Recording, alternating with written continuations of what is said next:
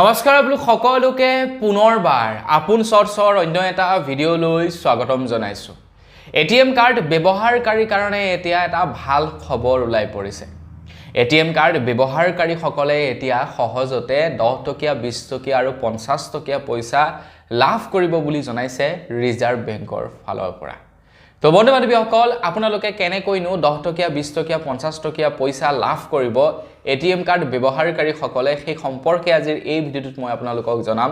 তো ভিডিঅ'টো প্ৰথমৰ পৰা শেষলৈকে চাই থাকিব।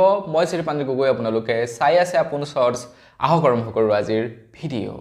আপোনালোকৰ বাৰু কেতিয়াবা এনেকুৱা সমস্যা হয় নে নহয়, আপোনালোকে 500 টকীয়া এখন পইচা লৈ বজাৰলৈ গৈছে, বজাৰত আপোনালোকে 10 টকীয়া এটা চব্জি ক্ৰয় কৰিছে। যেতিয়া আপুনি দোকানীজনক 500 টকীয়াটো উলিয়াই দিব, দোকানীজনে ক'ব যে দাদা খুচুৰা নাই, প্লিজ খুচুৰা দিয়ক। তাৰ পাছত আপোনালোকে ইফালৰ পৰা সিফালে খুচুৰা বিচাৰি থাকোঁতে মাথাটো গৰম হৈ যায়। এনেকুৱা হয় নে নহয় বাৰু আপোনালোকে কমেণ্ট ছেকশ্যনত জনাবচোন। বা আপুনি যদি এজন দোকানী আপোনাক যেতিয়া 10 টকাৰ বিনিময়ত 500 টকীয়া এখন উলিয়াই দিব, তেতিয়া আপোনাৰ খুব অসুবিধা হৈ পৰে সেই 500 টকাটো খুচুৰা দিবৰ কাৰণে। এতিয়া ৰিজাৰ্ভ বেংকে কৈছে যে আমাৰ ভাৰতবৰ্ষৰ বিভিন্ন স্থানত এতিয়া এনেকুৱা এটিএম মেচিন বহাব, যিবিলাক এটিএম মেচিনত 10 টকীয়া 20 টকীয়া আৰু 50 টকীয়া পইচা লাভ কৰিব বুলি জনাইছে। যেনেকৈ নেকি এতিয়া 500 টকীয়া 200 টকীয়া 100 টকীয়া পায়, ঠিক তেনেকৈ 10 টকীয়া 20 টকীয়া আৰু 50 টকীয়া পইচা এটিএমত লাভ কৰিব বুলি জনাইছে। ৰিজাৰ্ভ বেংকৰ ফালৰ পৰা এইটো এটা পাইলট প্ৰজেক্ট বৰ্তমান সময়ত আৰম্ভণি কৰিছে। মানুহৰ যে এই অসুবিধাবিলাক হৈ থাকে, এই অসুবিধাবিলাক নাইকিয়া কৰিবৰ কাৰণে এটিএমৰ পৰা খুচুৰা পইচা ল'ব পৰা ব্যৱস্থাটো কৰি দিছে এতিয়া ৰিজাৰ্ভ বেংকে। ৰিজাৰ্ভ বেংকে লগতে এইটো কৈছে, যদিহে আপোনাৰ 500 টকীয়া পইচা এখন থাকে, সেই 500 টকীয়া পইচাখন আপোনালোকে খুচুৰাও কৰিব পাৰিব।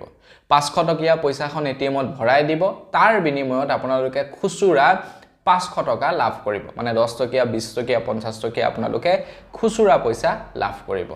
আপোনালোকে এতিয়া খুচুৰা পইচা বিচাৰি হাবাথুৰি খাব নালাগে। আপোনালোক যদি একোজন ব্যৱসায়ী দোকানী, তেন্তে আপোনালোকে গ্ৰাহকক পইচা খুচুৰা দিবৰ কাৰণে মাথাও গৰম কৰিব নালাগে। আপোনালোকে এটিএমৰ পৰা সহজতে 500 টকীয়া খুচুৰাও কৰিব পাৰিব আৰু এটিএমৰ পৰা পইচা উইথড্ৰ কৰিব পাৰিব 10 টকীয়া 20 টকীয়া 50 টকীয়া। তো ৰিজাৰ্ভ বেংকৰ এই যিটো নেকি নতুন নিয়ম বা নতুন যিটো নেকি পদ্ধতি, এই পদ্ধতিটো জানি বাৰু আপোনালোকৰ কেনেকুৱা লাগিছে?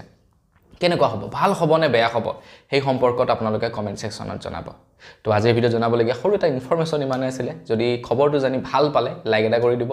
চেনেল যদি ছাবস্ক্ৰাইব কৰা নাই, ছাবস্ক্ৰাইবটো কৰি ল'ব। পুনৰ এটা ভিডিঅ' লগ পোৱাৰ আশা থাকিলে বিদায় মাগিছোঁ। ধন্যবাদ। জয় অসম।